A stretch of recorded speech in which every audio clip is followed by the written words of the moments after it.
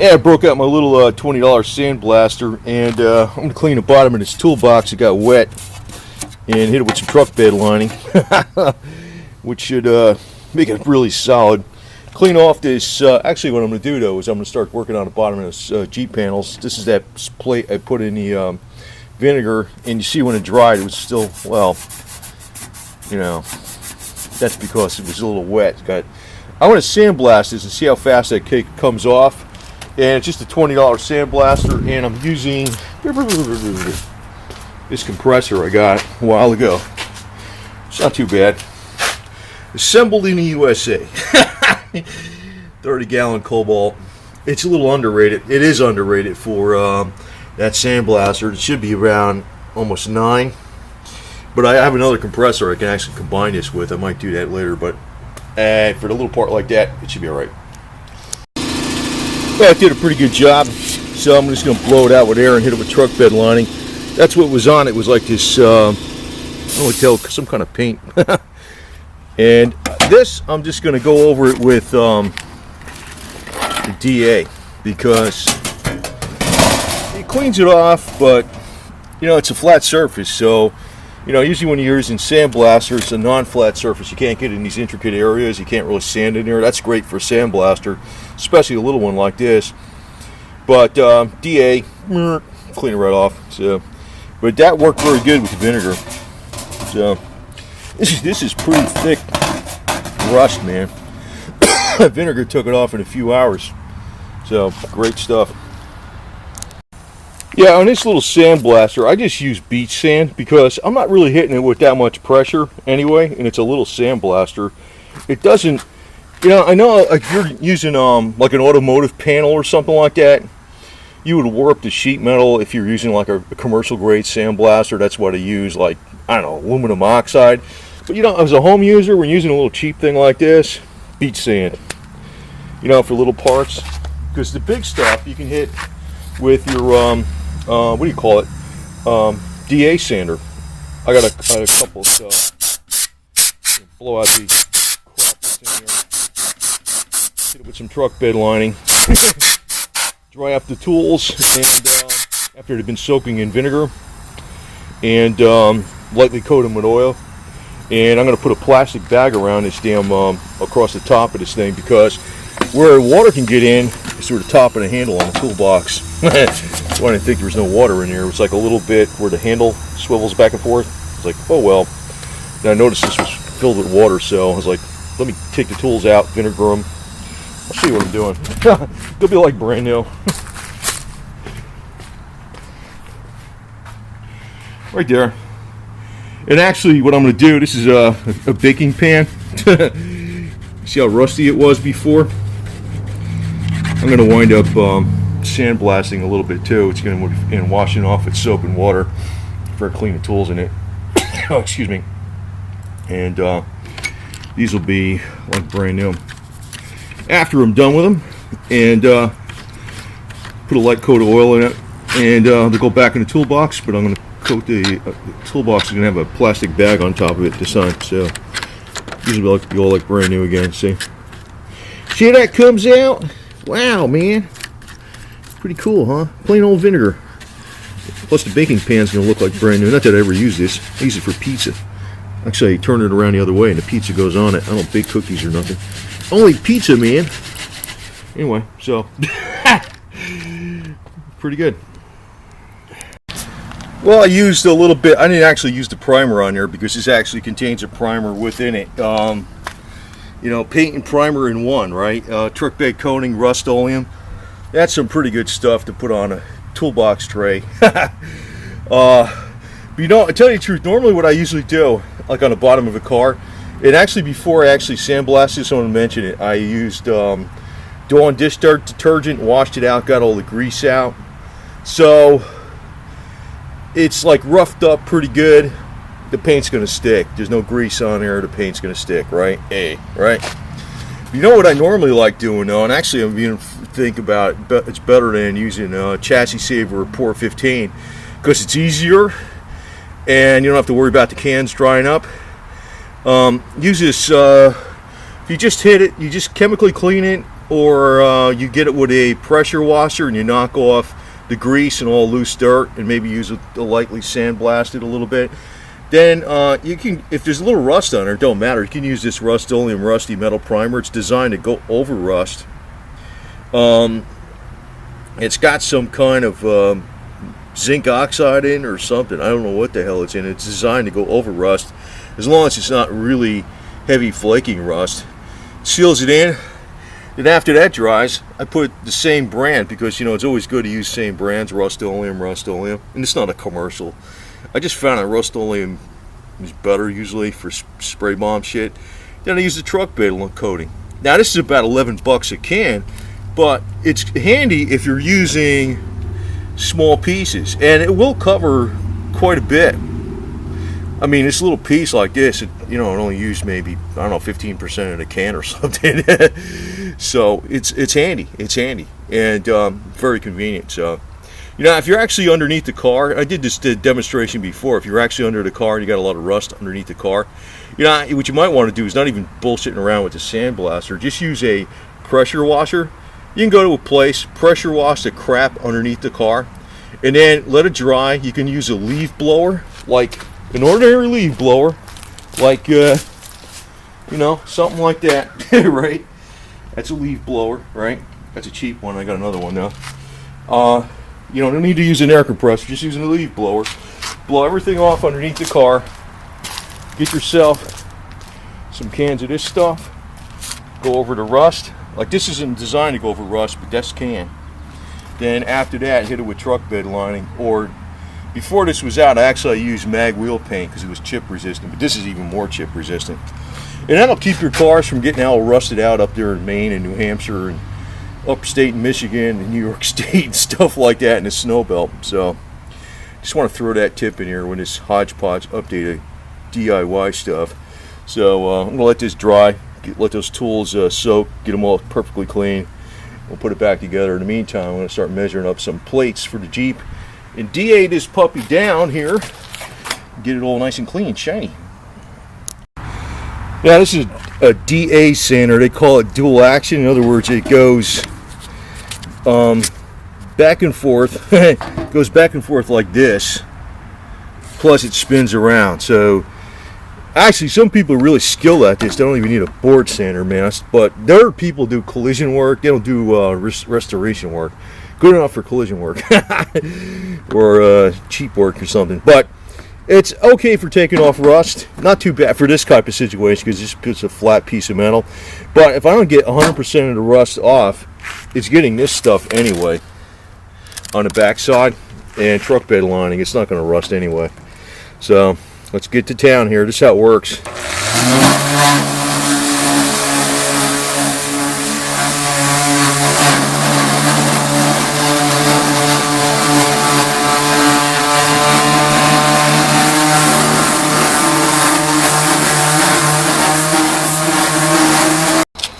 Okay, so I did both sides. That was the opposite side. This was the side with all the rust.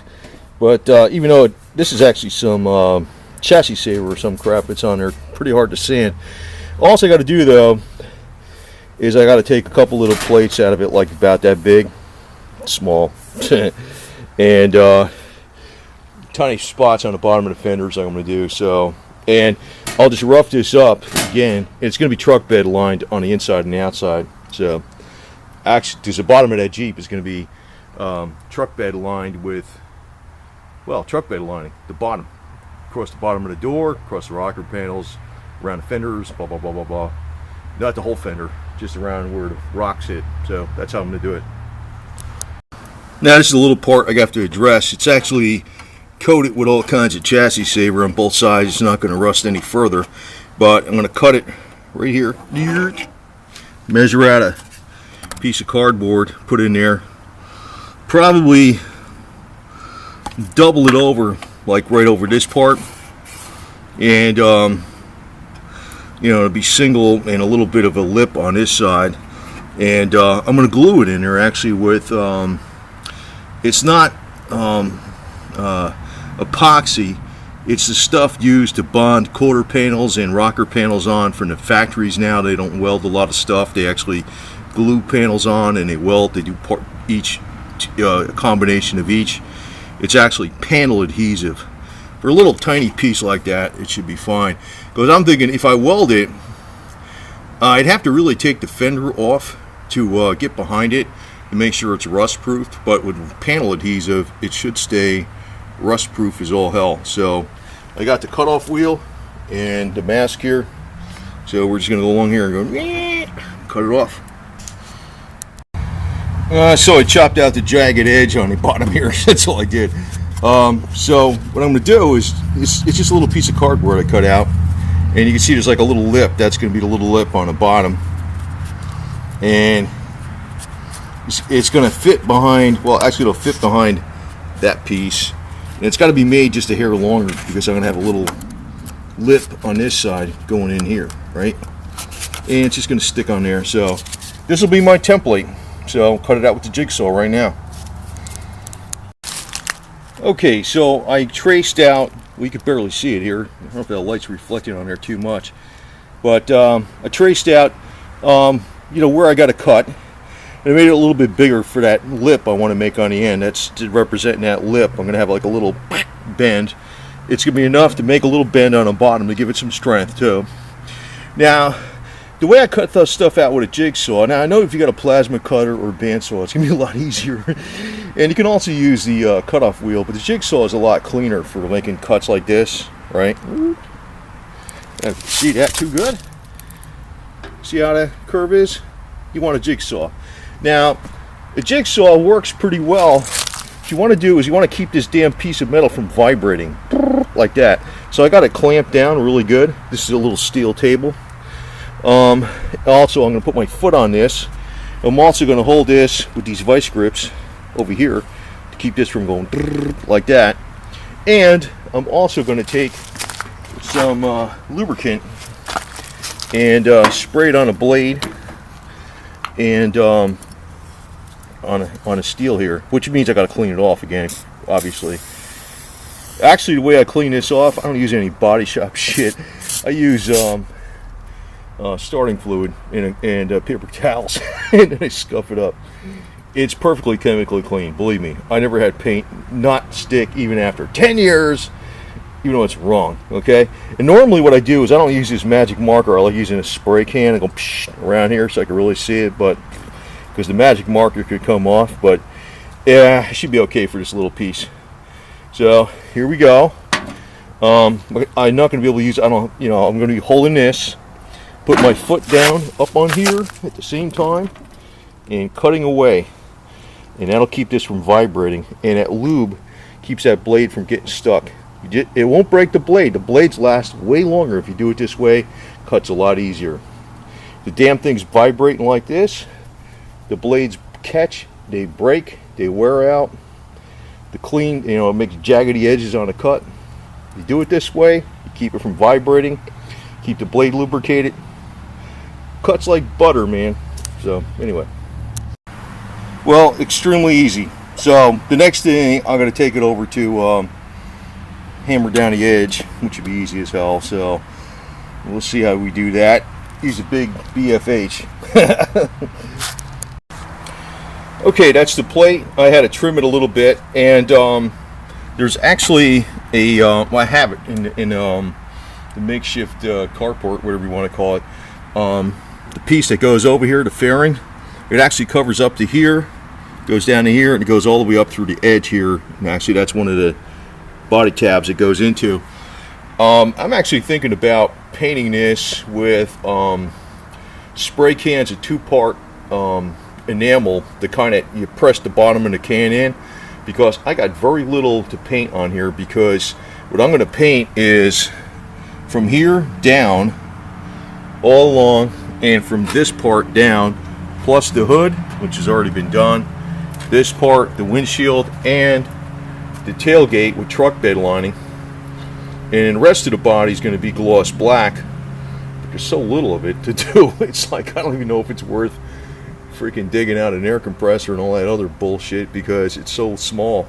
I might just do it with cans, like one panel at a time, and I'm probably going to do it that way, because like one can might take a couple cans might take a door or whatever.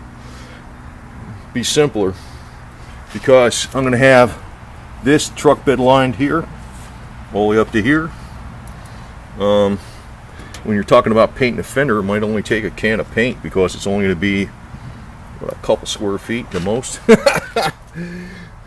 Door might take, I don't know, that might take 4 cans to do the whole side, 4 cans on the other side. The 2-part epoxy, the kind that you press the can in, because I don't want to dig out the air compressor and all that other bullshit by the time you get through all that crap. You want to spend more money. It's bigger only for bigger jobs. For a small job like this, it might be better doing spray cans 2 parts. So anyway, that plate's in there. I'll be doing the other side, and there's no rust anymore on this car at all, and that's just to fill in a hole, basically. So the other side's gonna be a little more involved because I had a patch panel, but that's it. So it's like not that hard to do. So what I'm going to do after, take this out of here, I'm going to chemically clean this, because there's got some I got the what do you call it, lubricant from when I was using the jigsaw, and I'm going to rough it up with some sandpaper. Then I'm going to prime it with the rust killing primer.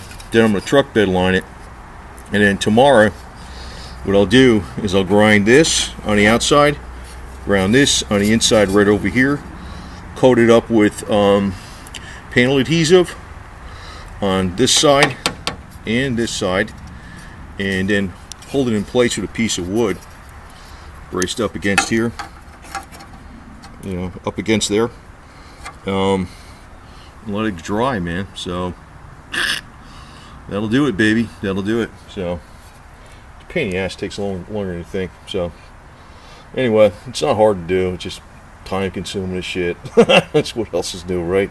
So that's how you do it. You don't have to, you could do this actually, say you had a rust hole in the bottom of the quarter panel. Like I'm probably going to get my welder though with the gas, but I'm going to, if you had a rust hole down here, like you see this is a rust hole here almost, what you can do is you can cut this out, flange it, and you can do the same thing. You can actually glue a piece in there and have it already prepped with you know, primer and truck blade lining on the inside, and only grind where you're going to put the glue and glue it in. It probably lasts longer than you know, welding it in. I'm kind of leaning towards that anyway. I don't know, I'm going to probably do a mixture of welding and panel adhesive, depends on what it is. So anyway, figure to pass this on. It's not that hard to do this shit. You don't need anything special, just a jigsaw. And you know, when you're using a jigsaw, hold the jigsaw down, give it a little pressure, and kind of hold it with the front of the jigsaw like that, tipped towards the metal. And if you hold that metal from going vibrating, you put a little lube on there, it cuts like butter. If the metal starts vibrating, you break blades, you wear out blades, it gets all jaggedy, it's hard to cut. So that's the trick. That is the trick.